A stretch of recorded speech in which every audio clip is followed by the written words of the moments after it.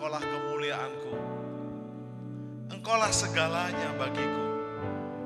Engkau permata yang indah, takkan pernah ku lepaskan.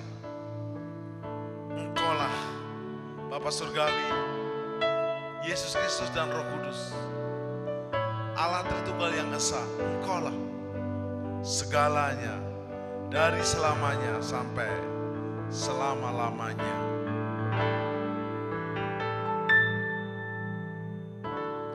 Engkaulah kekuatanku, Engkaulah kemuliaanku, Engkaulah segalanya. Engkau permata yang indah, takkan pernah ku lepaskan. Engkaulah segalanya.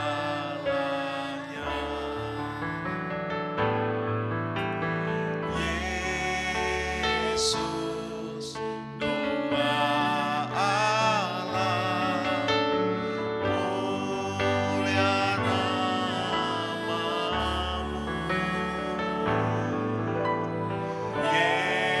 Yesus, domba Allah, mulia namamu.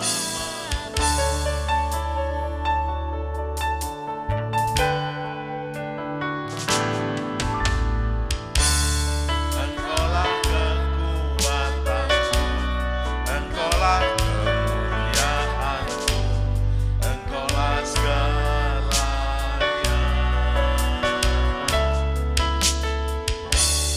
Engkau permata yang indah, takkan pernah ku lepaskan. Engkaulah segalanya.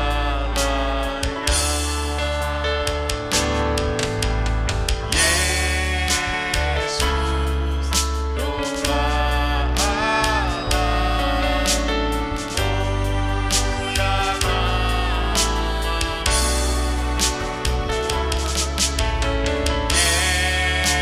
Yesus, domba Allah, mulia namamu.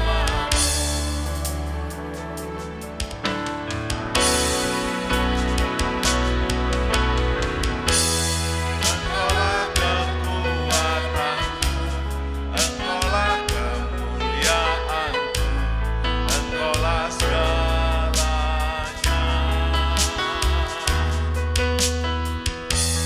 Engkau permata yang indah, takkan pernah ku lepaskan. Engkaulah segalanya.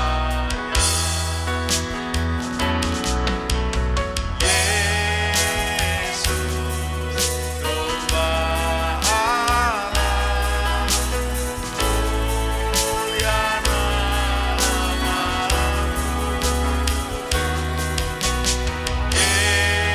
Yesus, domba Allah, mulia namamu.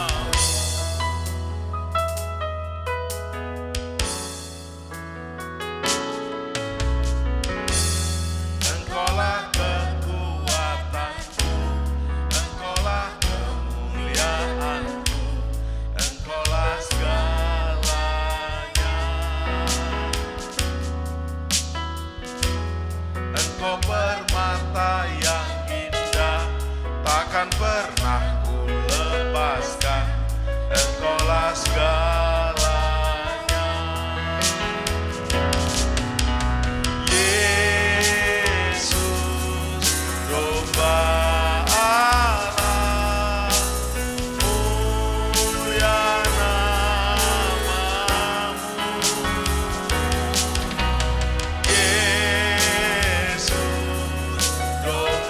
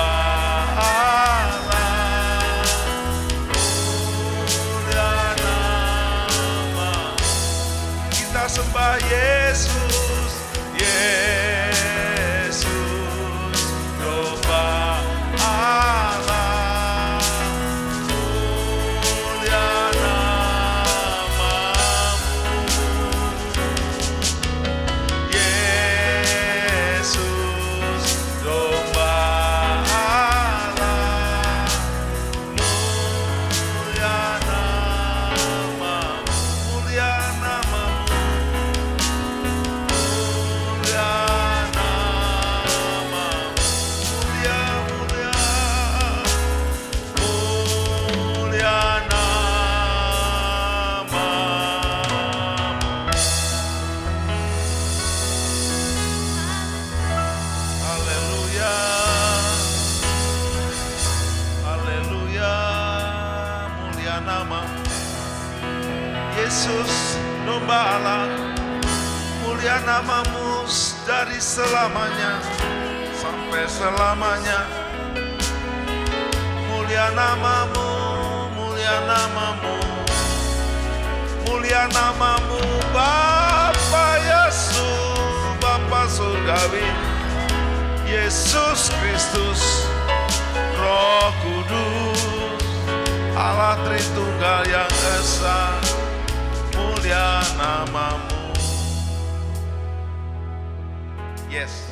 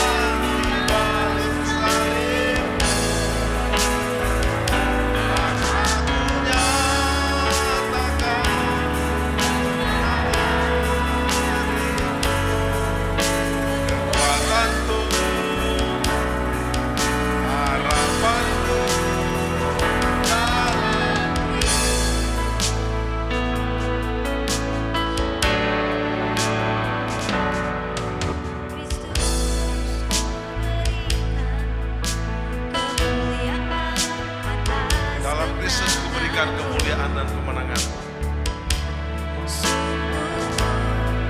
Sungguh ku terpesona akan kekuatan dan kuasa-Mu.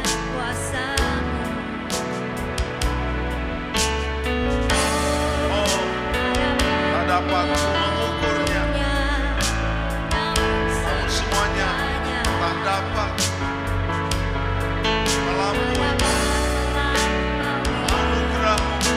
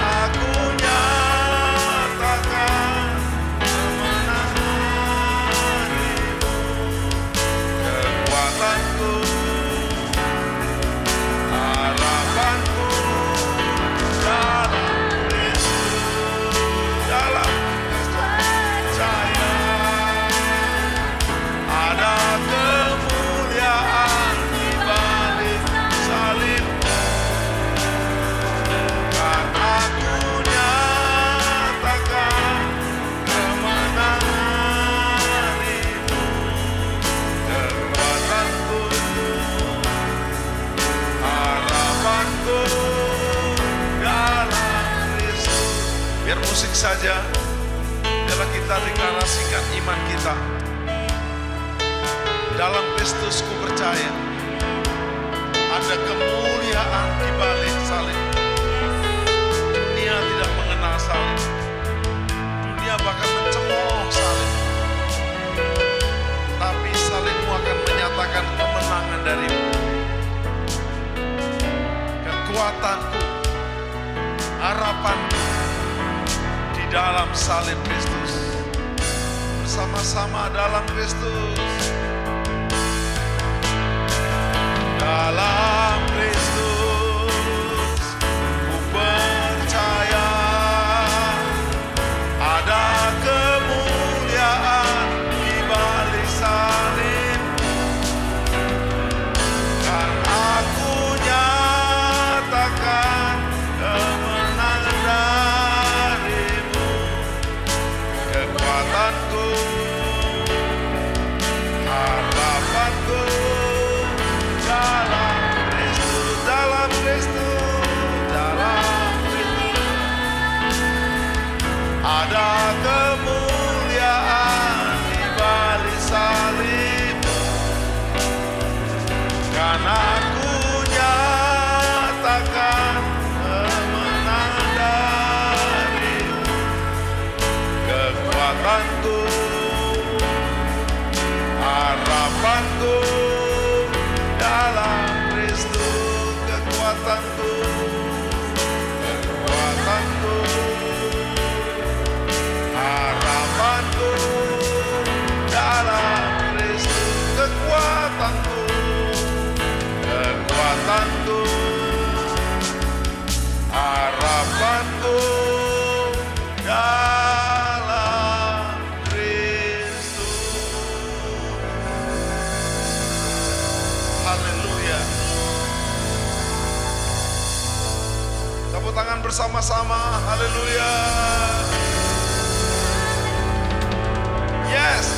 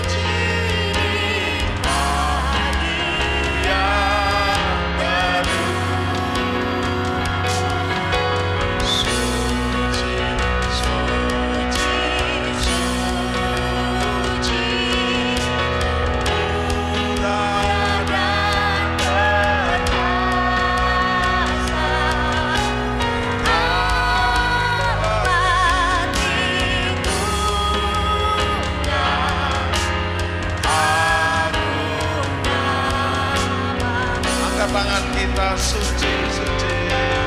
Suci, suci, suci.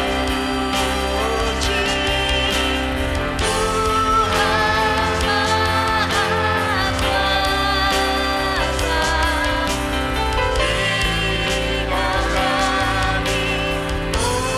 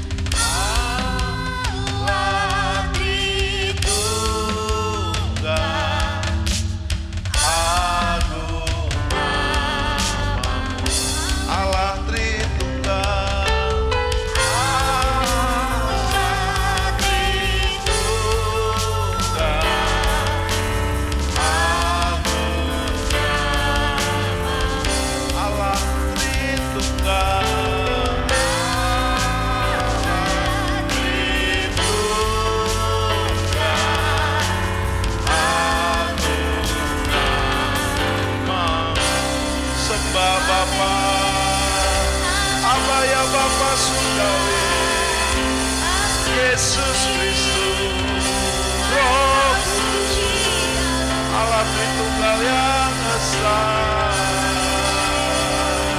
selamanya, selamanya.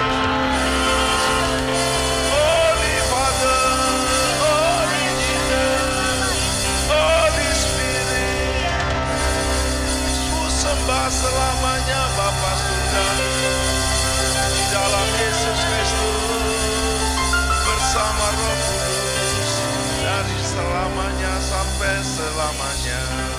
Ku sembah Engkau sejak hari ini seumur hidup kami dan sampai selamanya. Terima kasih Bapa, terima kasih Yesus, terima kasih Roh Kudus, Allah Tritunggal yang esa. Amin. Salam penyembahan.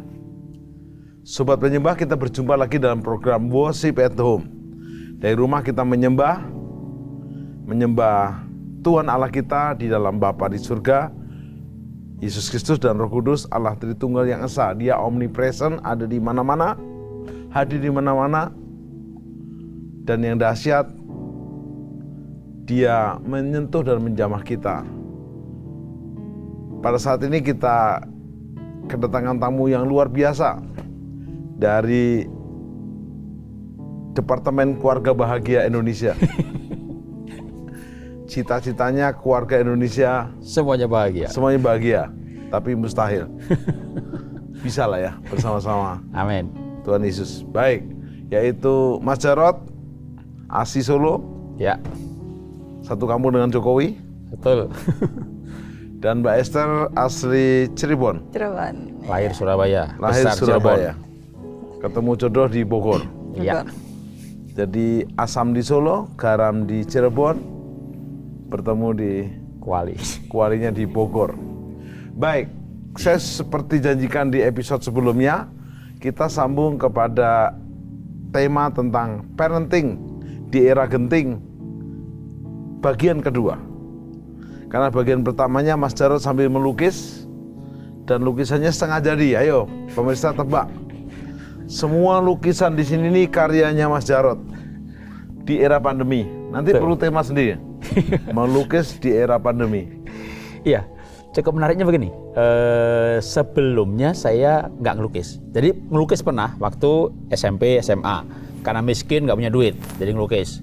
Kuliah masih dan ngelukis. laku tulisannya. Laku. Ngelukis, kuliah, ngelukis juga. Karena miskin. Lulus kuliah, kerja, punya duit, sibuk, nggak pernah ngelukis lagi. Sampai pandemi. Pas pandemi muncul. Nah, munculnya bagaimana? Nanti kita bahas di episode berikutnya. karena bangkrut. Terpaksa cari duit lagi. Perusahaannya ditutup. Tapi jadi yang menariknya gini, berarti kan saya udah sempat belasan tahun berarti kan nggak melukis ya. Tapi ternyata begitu melukis lagi itu bisa. Artinya bakat, minat, talenta itu nggak hilang. Tapi jujur nggak pernah kursus melukis. Nggak. Jadi karena bakat minat nggak pernah hilang, yang penting kalau misalnya parenting, nah menemukan minat bakatnya si anak. Tapi bakat ini kan nggak hilang. Buktinya saya belasan tahun nggak melukis, begitu terpaksa oleh keadaan, memang ilmu yang paling bagus itu terpaksa. Iman paling bagus itu kalau kepepet. Gitu kan. Itu bisa gitu loh. Tapi memang harus ada dorongan yang kuat. Nah ini sebenarnya yang nanti saya mau sampaikan di esensi ini, di yang sesi ini di dalam parenting. Kalau Mas Jarod lihat saya tatapan begini, bakat dan talenta saya apa? Bicara, ngomong, ketahuan. Cocok jadi pembicara dan host ya. Tepat sekali. Saya kalau tidak bicara saya bisa tidur. Kecuali episode ini. Oke, Mas Jarod sebelum melukis kasih sambungannya. Oke. Jadi parenting di era genting ini sangat penting. Ya. Karena kalau sampai parenting di era genting ini salah, wah bisa gawat. Ya. Nanti istri saya mungkin akan bernyambung cerita mengenai anak yang kedua tadi ya. Ya. Tapi saya sedikit mungkin anak yang ketiga. Kebetulan anak yang ketiga ini pada awal pandemi ya, bulan Maret itu selesai kuliah dan balik ke Indonesia. Nah, dia dari mana? dari Melbourne, Australia. Ya? Australia. Nah, dia anak yang nggak bisa betah di rumah, tipenya tipe keluyuran kayak bapaknya, nggak bisa diem kayak bapaknya gitu. Jadi PSBB itu kayak penjara.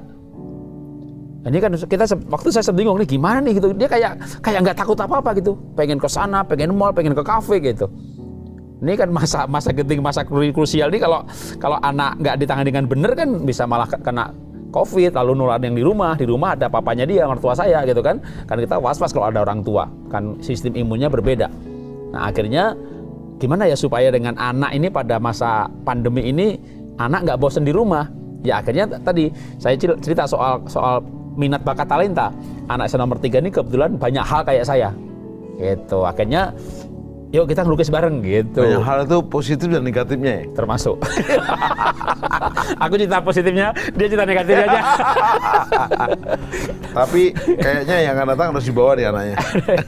Iya, tadinya saya bawa aja, tapi dia dapat pekerjaan. Jadi dia tapi kerja formal. Nah, jadi akhirnya yang saya dapat anak nomor 3 ini, keunikan yang paling kuat itu melukis. Lalu saya ajak mulai ngelukis bareng. Dan Tuhan tuh baik banget. Pas ngajak ngelukis bareng itu langsung dapat order lagi. Itu saya belum ngelukis tuh sebenarnya. Belum mulai ngelukis. Jadi bisa dapat order bagaimana? Nah, ada orang yang ingat saya bisa ngelukis. Jadi dia ngubungin saya, Pak Jarod bisa ngelukis gitu ya.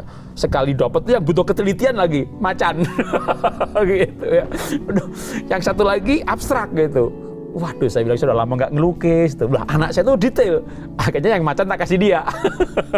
Saya bilang ke anak saya, kamu lukis yang macan ya, gitu. Yang satu lagi abstrak, saya gampang. Itu awal ngelukis bareng. Tapi saya abstrak kayaknya bisa deh saya. Gajah juga bisa ngelukis abstrak. Tapi itu menjadi titik awal di mana kami menemukan keasikan pada masa pandemi. Dan itu kita berdua sama anak. Itu menjadi awal bonding yang cukup kuat ketika dua pribadi melakukan hal yang sama bersama-sama dengan senang hati. Dan Mbak Esther nggak keberatan asal memang menghasilkan ya? Iya, paling ada kegiatan positif gitu ya. Yeah. Jadi anak itu begini, anak itu kan hasil produksi berdua. Jadi sebenarnya, anak itu pasti ada keunikan yang kalau nggak kayak bapaknya, kayak ibunya. Nah, tinggal kita yang mau tangan ini siapa? Jadi gitu ya. 3 anak, yang pertama mirip ibunya. Yang nomor 1 tuh pandainya kayak bapaknya, bisa bicara kayak bapaknya. Iya. Nomor 2 nggak kayak saya sama sekali. Berarti kayak emaknya. Iya, termasuk. Nomor 3, nah banyak hal kayak saya. Itu. Nomor 1 tuh kombinasi. Dalam beberapa hal kayak ibunya, beberapa hal kayak saya. Wajahnya pun kombinasi. Nomor 2, plek kayak mertua saya, kayak papanya dia. Gitu. Jadi misalnya kayak dia dah. Itu mertua saya sama anak saya nonton TV, cara pegang cangkirnya sama. Sampai ke gitunya, sampai segitunya samanya gitu ya. Jadi emang anak itu unik-unik, tapi gimana kita menemukan keunikan anak seperti istri katakan ya dalam sebelumnya, dan dengan menemukan keunikan itu mengarahkannya dengan tepat. Karena anak seperti anak pahlawan, pahlawan itu mengarahkan panahnya tepat. Ya, kalau nggak tepat kan sembarangan juga pahlawan namanya. Nah, gimana menemukan keunikan anak dan mengarahkannya dengan tepat. Ya mungkin itu dari saya. Yes. Sobat Penyembah, maka Mas Jarod akan melanjutkan lukisannya. Kita mau minta bukti bahwa lukisan di kiri singa, jelaskan sekali lagi karena ada yang belum melihat di episode pertama. Singa ini sebenarnya melukis itu kan ekspresi jiwa ya. Di tengah pandemi ini saya juga mengalami kegalauan gitu, lalu berharap sama Tuhan. Lalu dengan berharap sama Tuhan itu cari apa yang cocok, makanya singa cocok deh gitu. Wow. Lalu macan 2 itu ya, itu kan lagi mesra banget tuh kayaknya sampai macan betinanya merem-merem menikmati. Nah, itu kami berdua. Cialah. Yang jantan melotot gitu ya. Ya, lalu Raja Wali ya itu kan terbang di tengah badai. Terus terang pandemi ini saya mengalami badai. Jadi saya punya usaha IFA Dahsyat itu bangkrut. Kami mengalami kehilangan yang cukup besar dan itulah badai kehidupan. Ya, kami tidak kolaps. Bangkrut tapi nggak mati, tergeletak tapi nggak mati gitu.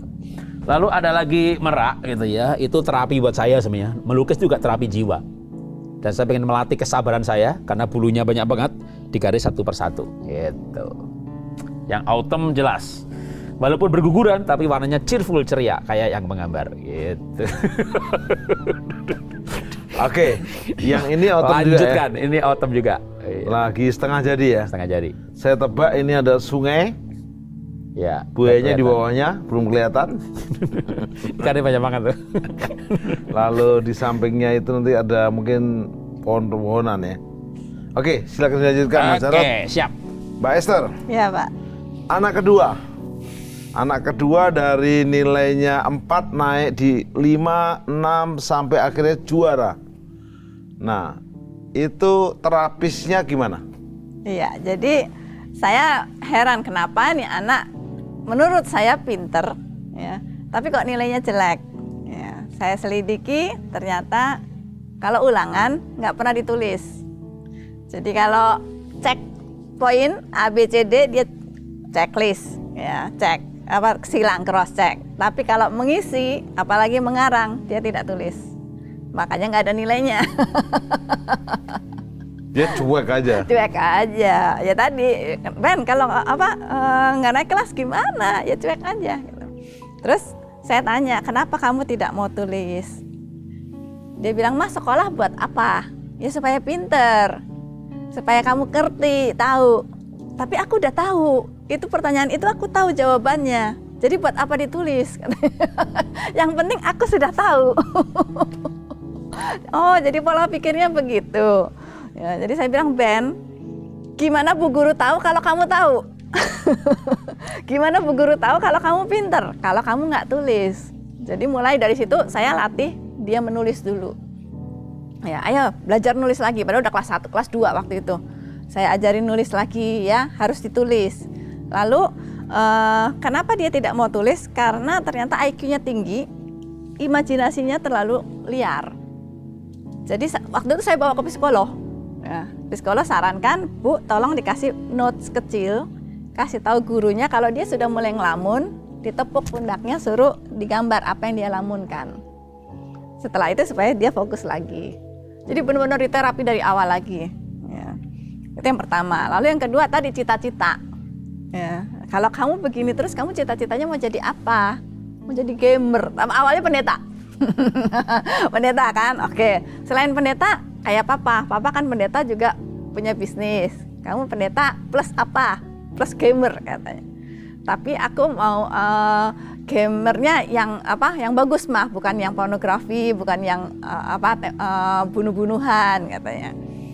Lalu papanya bilang kalau kamu cuman gamer, ya, kamu lawannya cuman orang Indonesia. Tapi kalau kamu bisa bahasa Inggris, kamu lawannya bisa internasional.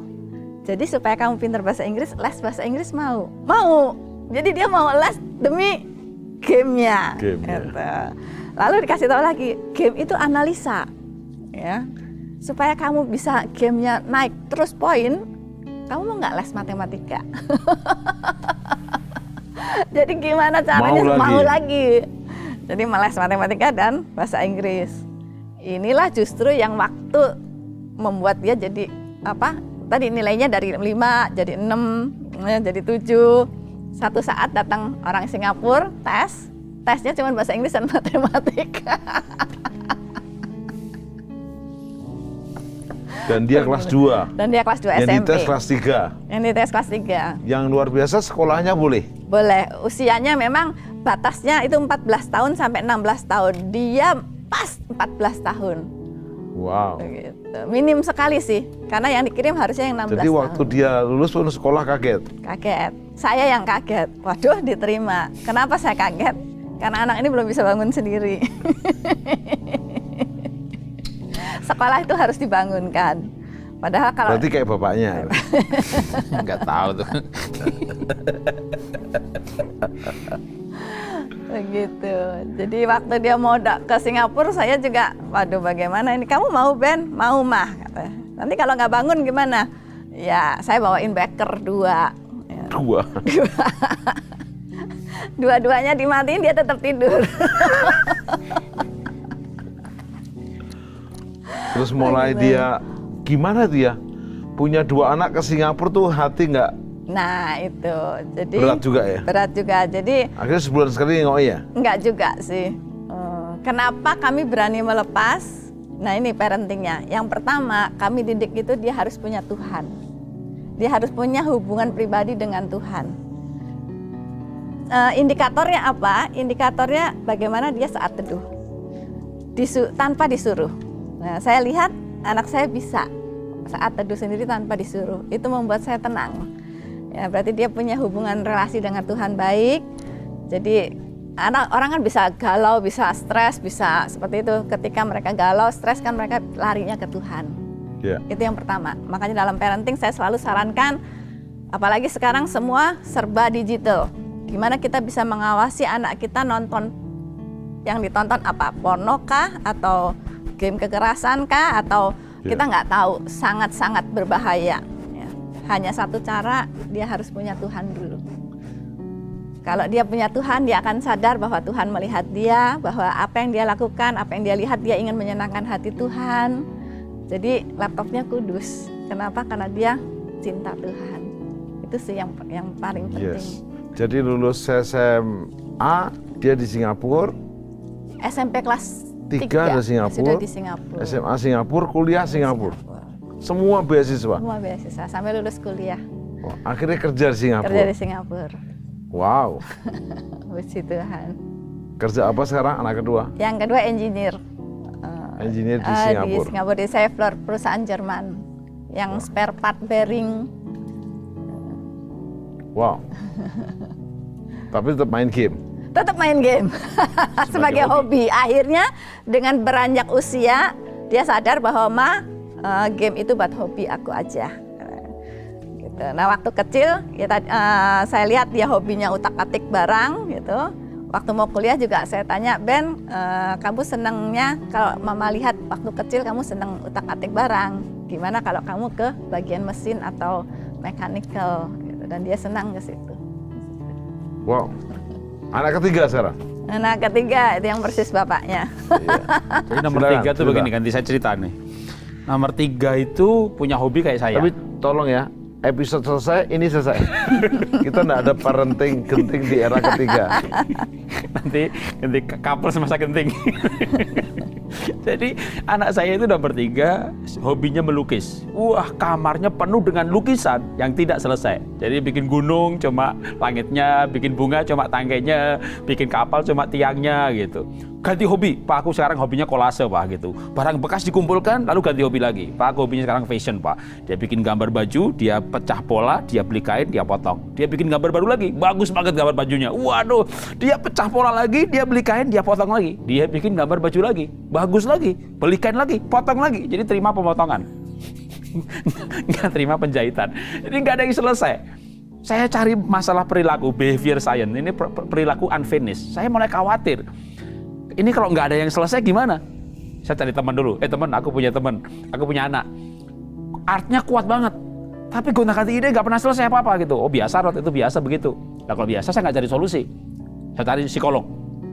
Bu, anak saya begini. Wah itu ada masalah tuh Pak. Ya udah bawa ke dia, gitu konsultasi. Akhirnya dikasih tahu, anak bapak ini nggak selesai, segala sesuatu nggak selesai. Itu bisa bahaya loh Pak. Benar juga sih. Nanti pacaran nggak selesai, menikah nggak selesai, kerja nggak selesai, kan repot. Akhirnya psikolog bilang, Pak, ini anak bapak dewasa psikologisnya nggak tercapai karena figur ayah yang tidak ada. Jadi bapaknya figurnya kosong. Wah, saya bilang gini, pasti psikolog coba teori aja. Kalau perilaku begini, asalnya begini, bapak baik kayak begini. Aduh, nggak pernah gampang, banyak senyum, lucu. Saya di rumah lucu juga loh, tanya dia, ya kan? Masa anaknya kecewa sama bapak gitu kan? Juga nggak pernah pukul. Nggak pernah pukul. Akhirnya bilang begini, coba Bu, diwawancara lebih detail lagi. Kecewa dengan saya itu kenapa gitu. Lalu diwawancara lagi kan? Tanpa ada bapak? Tanpa ada saya. Ketika saya tahu hasilnya benar, oh berarti memang betul. Pak, anak bapak itu kecewa dengan bapak karena bapak pernah janji ngelukis bareng, bapak tidak tepati gitu. Itu terluka gitu. Celah, masa diingkari janji ngelukis saja nggak digenapi, terluka. Aduh, saya waktu kecil nih saudara, saya waktu kecil suruh belajar cari jangkrik gitu kan. Saya ini waktu kecil bandel gitu ya, bandel, nuakal, karepe dewek dan seterusnya begitu. Waktu kecil. Jadi waktu kecil suka makan apa Pak pinter lukis? Pinter ngelukis, ngarang buku, pembicara, pengusaha gitu ya. Tanya makan apa? Waktu kecil makan Ibu saya makan hati. Ibu saya makan hati. Kalau saya nggak bertobat, nggak lahir baru, mungkin saya jadi teroris kali. Nah, karena PDW nggak mau diatur segala macam gitu. Nanti waktu anak saya itu seperti itu, diam-diam saya ingat masa lalu sebenarnya gitu kan. Cuma unfinished-nya ini loh gitu ya kan, saya finish gitu. Ternyata anak itu luka hati karena saya janji ngelukis bareng nggak ditepati. Waktu kecil. Jadi ya itu sudah kejadian beberapa waktu yang lalu. Tapi saya bilang begini, masa sih anak diingkari janji aja luka hati? Saya waktu kecil dulu suruh belajar cari jangkrik, sama bapak saya ditempeleng, ditendang, dikebuki, nggak luka-luka itu. ini nggak ada luka hati itu. Tapi saya pikir oh ya milenial tuh begitu kali ya, gampang luka hati. Ya udah bayar psikolog, masuk nggak diiyain gitu. Oke, sekarang kalau hati anak tuh terluka dengan saya, apa yang harus saya lakukan? Gitu. Akhirnya ya psikolog kasih tahu, ya bapak harus dating sama anak. Gitu. Akhirnya saya dating sama dia, sering bersama begitu sampai anak hatinya pulih dan figur ayahnya benar. Nah, singkat cerita, selesai loh ternyata dia. Begitu kedewasaan psikologisnya dicapai karena figur ayah yang selesai, maka itu lukisannya jadi, kolasenya jadi, dan kamarnya rapi, bersih. Wah, dia mengalami perubahan yang banyak. Selebihnya peran dia. Waktu si anak ketiga, siapa namanya? Levina. Luka sama bapaknya, nggak cerita sama ibunya? Nggak cerita, karena dia pendem. Itu ketahuannya psikolog yang bisa korek. Oke. Ternyata. Baik. Nah, dari kisah-kisah anak-anak Bapak Ibu ini, Mas Jarod dan Mbak Esther ini, dari 3 anak ini dapat inspirasi apa aja yang bisa dibagikan kepada pemirsa supaya bisa mengatasi dan punya sebuah kualitas parenting di era genting yang terbaik? Ya. Jadi seorang ayah dan ibu miliki ini 4 hal ya kalau untuk dalam parenting. Pertama, yakinkan bahwa anak punya Tuhan di dalam hatinya, hubungan pribadi dengan Tuhan, Tuhan sebagai sahabatnya, ya Tuhan bukan hanya sebagai juru selamatnya, tapi juga sahabat dia ketika dia galau, ketika dia sedih, ya. Lalu apapun yang dia perbuat, dia ingin menyenangkan hati Tuhan. Itu bagus sekali, ya. Nah, lalu yang kedua, ajarkan anak memiliki cita-cita, supaya itu mendrive dia untuk belajar sendiri. Ya, kalau di Alkitab itu Paulus itu nggak ada capeknya melayani, padahal nggak dapat PK, ya dapatnya digebugin, masuk penjara, ya, digigit ular segala macam, tapi dia drive-nya kuat sekali. Kenapa? Karena dia punya cita-cita. Dia bilang aku berlari-lari pada tujuan, panggilan ilahi. Itu yang mendrive dia untuk selalu melayani dengan sungguh-sungguh. Nah, kalau anak-anak punya cita-cita, ya, itu akan juga mendrive seperti yang anak saya bilang, kamu mau kuliah di Singapura, mau sekolah di Singapura, kamu harus rajin belajar, harus ranking 1 supaya dapat beasiswa. Itu ditulis di meja belajarnya. Aku akan sekolah di Singapura. Jadi saya nggak usah, udah belajar belum? Oh, dia belajar sendiri. Ma, aku udah belajar. Ngapain lagi? Enak kalau anak sudah punya cita-cita sendiri. Yang kedua juga cita-citanya menjadi gamer. Oke, nggak masalah. Yang penting dia belajar untuk cita-citanya. Begitu sudah dewasa, dia berubah sendiri. Oh iya, ternyata gamer cuma buat hobi ya, Mbah ya.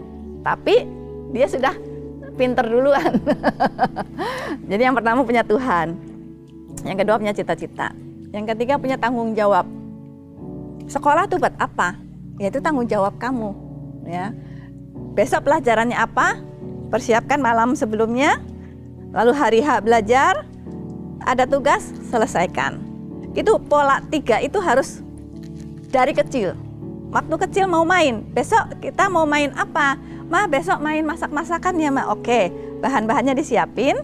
Besok main, setelah main dibereskan. Tanggung jawab. Supaya apa?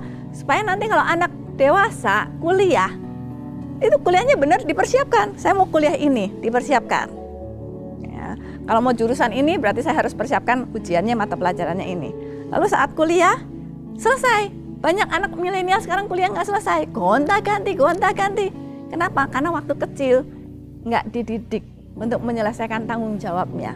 Termasuk waktu pandemi sekarang, sekolah di rumah.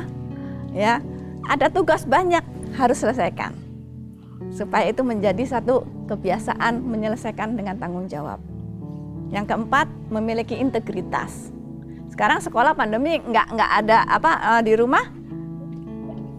Ada yang bilang, Bu, kalau orang tuanya yang bantuin ngerjain PR, nah itu berarti orang tuanya nggak ngajarin integritas. Ya. Buat apa nilai kalau anaknya nggak punya integritas? Lalu nilai siapa? Nilai orang tuanya, bukan nilai anaknya. Anaknya nggak pinter, orang tuanya yang pinter.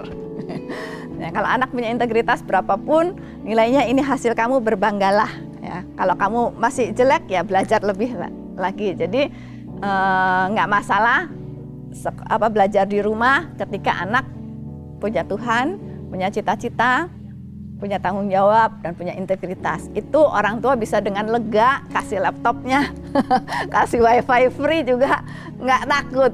Karena kita yakin anak kita ini benar, ngerjain tugasnya benar, takut akan Tuhan, punya nilai integritas, ya, punya cita-cita, belajar untuk dirinya sendiri, untuk masa depannya. Mas Jarod dan Mbak Esther sebagai orang tua, sebagai papi dan mami, beda pendapat cara pola asuhnya ke anak sehingga sempat tegang gitu? Pernah nggak? Pernah, Pak. Justru itu. Bagaimana ceritanya? Kalau dia lebih nyantai dan bebas, kasih challenge boleh. Kalau saya kan lebih, nanti awas ya, hati-hati ya, nggak boleh nggak boleh ini, nggak boleh itu. Tapi kan saling melengkapi, Pak. Kalau dua-duanya boleh ini, boleh semuanya boleh. Bubar jalan. Bubar. Kalau terlalu ketat terus juga terlalu ketat juga, iya. Baik. Sekarang Mas Jarod. Ya. Dari 3 anak ini, apa yang bisa Mas Jarod ajarkan kepada orang tua di rumah yang sekarang lagi bosan ngajari anaknya udah bosan dia jadi emaknya atau bapaknya. Lalu yang paling itu saya alami juga, anak saya kedua. Buat apa saya belajar kimia? Nggak dipakai. Nggak dipakai? Ya pokoknya asal lulus aja deh, gitu. Ya. Ini kalau saya dari 3 anak ini gitu ya, kan banyak orang tanya, Pak, anaknya pinter-pinter dapat beasiswa gitu. Akhirnya dapat beasiswa gitu ya. Jadi yang ketiga? Ketiga enggak ya, dua dapat, satu enggak. Banyak orang kan bilang, Pak, nyuruh anak belajar susah. Memang nyuruh anak belajar itu susah. Tapi kalau sekali ditanam cita-cita dan cita-cita yang bikin dia antusias, maka kembali ke nomor 1 istri saya tadi katakan mengenai keunikan anak. Anaknya banyak ngomong, nak kamu jadi pembicara hebat, sales yang hebat. Nggak banyak ngomong tapi teliti, kamu accounting hebat, analisa saham hebat, kamu bisa jadi kuat dalam bidang itu. Jadi setiap anak itu cerdas, menemukan keunikan anak dan memberikan cita-cita yang tepat supaya anak tuh sampai antusias dengan cita-citanya. Ada buku kan namanya Purpose Driven Life, tapi itu kan bukan untuk parenting, esensi yang sama untuk hidup ini. Nah kalau anak misalnya udah punya cita-cita yang pas, jangan anaknya pendiam, nak kamu bisa kayak Pak Jarod tuh, banyak ngomong aja dibayar. Lalu anaknya pendiam kan, lihat saya gitu, kami spesies yang berbeda, gitu ya kan. Dia tidak tertarik untuk menjadi pengen seperti saya. Tapi kalau punya anak nih, kurang ajar, nakal, nggak rapi, kemproh itu bahasa Ibrani. Kemproh, jorok, itu cek pecicilan, nggak bisa diem. Nah panggil anaknya, nak, kamu tuh jangan sedih karena pribadimu seperti itu. Nggak usah merasa salah diciptakan. Kamu bisa kayak Pak Jarod, gitu kan. Dia googling mengenai saya, wih, satu spesies, gitu loh. Jadi kalau cita-cita itu pas, bahkan ada contohnya kayak siapa, lalu anak itu merasa, ini gue banget nih, saya akan menjadi seperti itu. Nah itu namanya self motivation, motivasi dari dalam. Belajar, nah kalau pinter mama kasih duit itu sesuatu yang di luar, boleh untuk shortcut, untuk shock terapi, untuk terapi jangka pendek. Tapi kalau mau jangka panjang itu inner motivation, motivasi dari dalam, dan salah satunya itu cita-cita. Dan cita-cita itu akan berkobar kalau pas. Jadi harus sesuai dengan keunikan anak sehingga anak, aku betul mau jadi itu, gitu. Itu nanti pasti dia nggak malas belajar juga kalau capek. Tapi kita bilang, nak, kalau udah nggak capek belajar lagi ya. Iya. Jadi anak yang punya cita-cita bukan tanpa masalah, tapi lebih mudah dinasihati. Maka temukan keunikan, berikan dia cita-cita yang tepat sehingga nanti dorongnya gampang. Misalnya lagi anak panah, cocoknya ini gitu. Ini nggak teliti tapi banyak ngomong, sales. Nggak teliti jadi dokter, operasi lagi, gunting ketinggalan gitu kan. Jadi notaris, dokumennya ketinggalan di mana-mana gitu. Jadi orang tua yang salah memberikan cita-cita. Maka harus diberikan cita-cita yang pas gitu. Yes. Mbak Esther, Ya. ada orang tua punya keluhan. Anak saya itu semuanya suka ngelawan, memberontak, nggak nurut. Tentu ini bukan saya, orang lain. Setahu saya ingat saya nggak pernah mukul anak, sekalipun belum pernah. Dulu waktu kecil di sekolahnya diajarin parenting, lalu disuruh beli rotan. Jadi kalau tidak nurut, saya tunjukin tuh rotan tuh. Dia sudah kepahitan sama rotannya itu. Setelah gede rotannya hilang.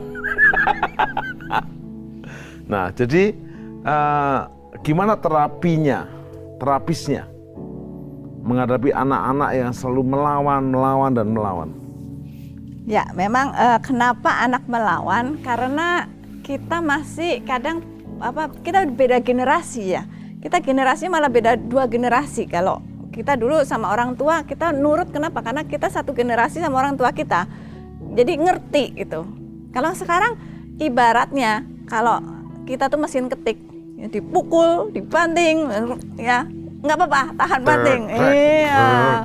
Anak sekarang iPhone, dibanting hancur, dipencet kelamaan aja langsung auto text.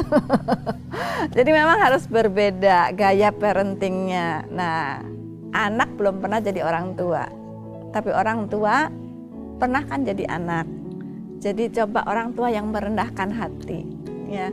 Ngertilah gayanya anak sekarang. Kadang anak nih kalau ditanya ya jawabnya nggak tahu. Atau kadang kalau yang sekolahnya bahasa Inggris terus. Anak saya pernah tuh karena sekolahnya bahasa Inggris. Pas di Solo lagi manggil papanya you, kamu. Bahasa Indonesianya kan you kan kamu. Itu kan kasar sekali, apalagi buat orang Jawa. Ya kita panggil anak ya. Nah, kalau manggil papa harus papa, jangan kamu, jangan you. Buat mereka, kenapa? Nggak salah kan?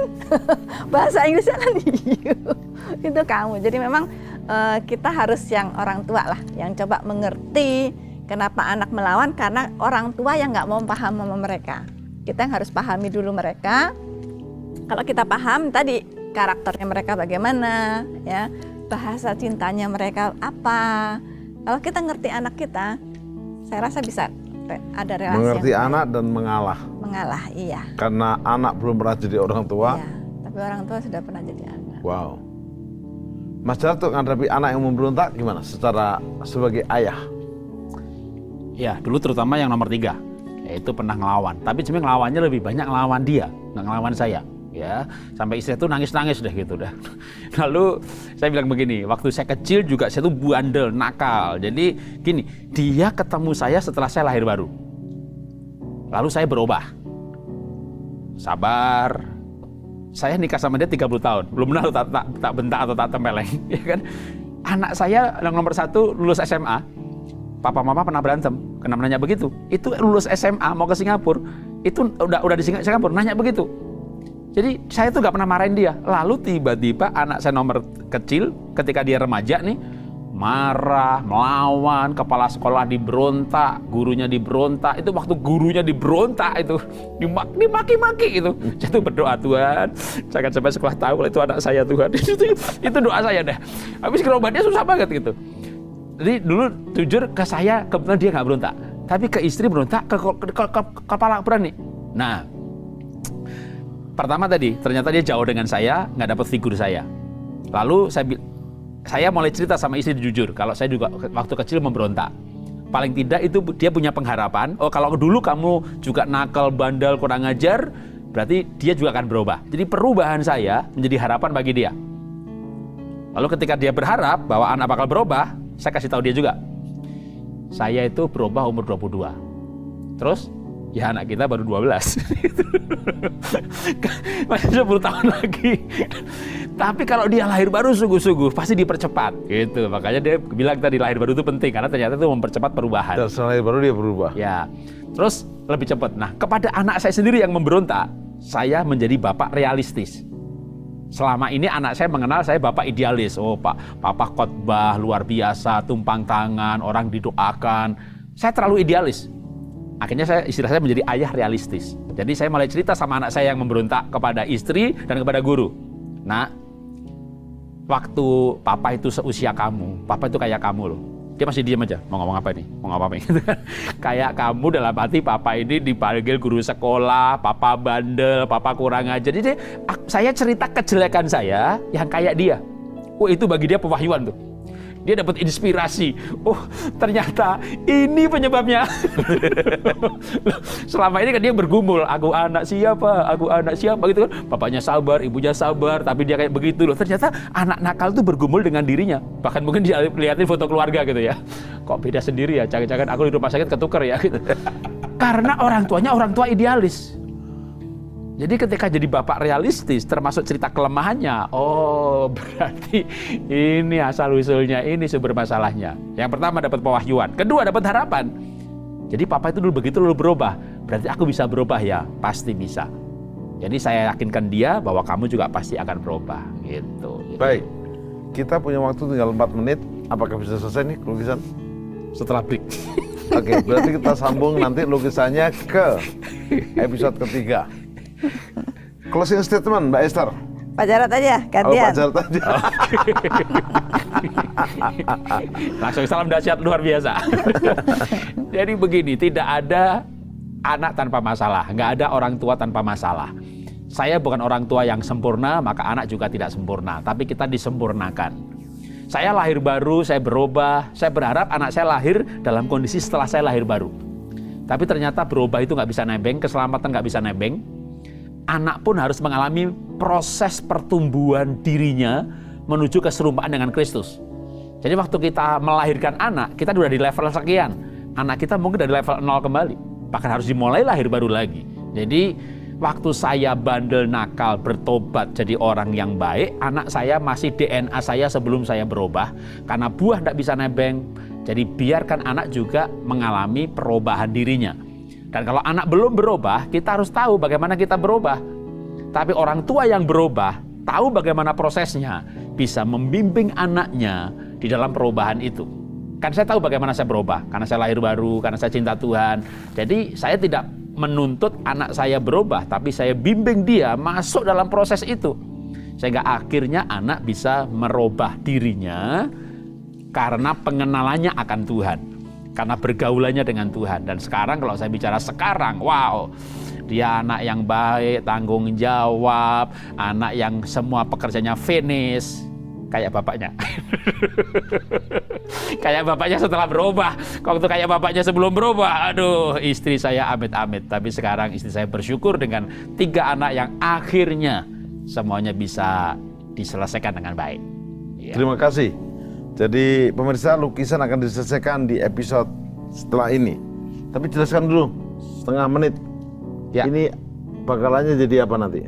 Sudah mulai kelihatan, ya sebenarnya sini pohon aneka warna gitu ya. Terutama sebenarnya pada musim autumn, itu muncul warna-warni yang mulai kemerah-merahan. Tapi nggak serentak, kecuali sudah akhir autumn. Di pinggir danau, sehingga nanti ini bayangan dari yang di atasnya. Wow, kayaknya ada buaya teman di dalamnya. Dari tadi ngarepin buaya. Baik, kalau sama Mas Jarod ini waktu tidak terasa, saya tutup dengan ayat Maleakhi 4 ayat yang ke-5 dan 6. Sesungguhnya aku akan mengutus Nabi Elia kepadamu menjelang datangnya hari Tuhan yang besar dan dahsyat itu. Maka ia akan membuat hati bapa berbalik kepada anak dan hati anak berbalik kepada bapa. Tadi saya kagum Bu Esther memberikan contoh, kalau sampai konflik dengan anak, orang tua harus ngalah. Bukan mempertahankan ego, karena anak belum pernah jadi orang tua pernah jadi anak. Dan kalau orang tua menang dengan egoisnya, tetap tidak menang, kalah dengan anak juga. Tapi kalau mengalah untuk sama-sama menang, itu powerful. Mari kita berdoa, sempurnakan session parenting di era genting bagian kedua, sungguh memberkati kami. Bahkan dikatakan tadi oleh Mas Jarod dan Mbak Esther, mengenal Tuhan buat mereka lebih penting, yaitu Tuhan Yesus sebagai Juru Selamat dan Tuhan kami. Karena itu buat pemirsa, baik para orang tua anak-anak yang belum memiliki dan mengenal Yesus sebagai juru selamat dan Tuhan, ini waktu yang terbaik. Yesuslah jalan, kebenaran, dan hidup. Percayalah kepada Yesus, engkau dan seisi rumahmu diselamatkan. Terima kasih Bapak, mereka boleh menjadi pelaku parenting di era genting yang powerful. Dalam nama Yesus. Amin. Amin. Sampai jumpa di program Worship at Home yang akan datang. Lebih dahsyat dan powerful sekalipun di era yang genting. Yes.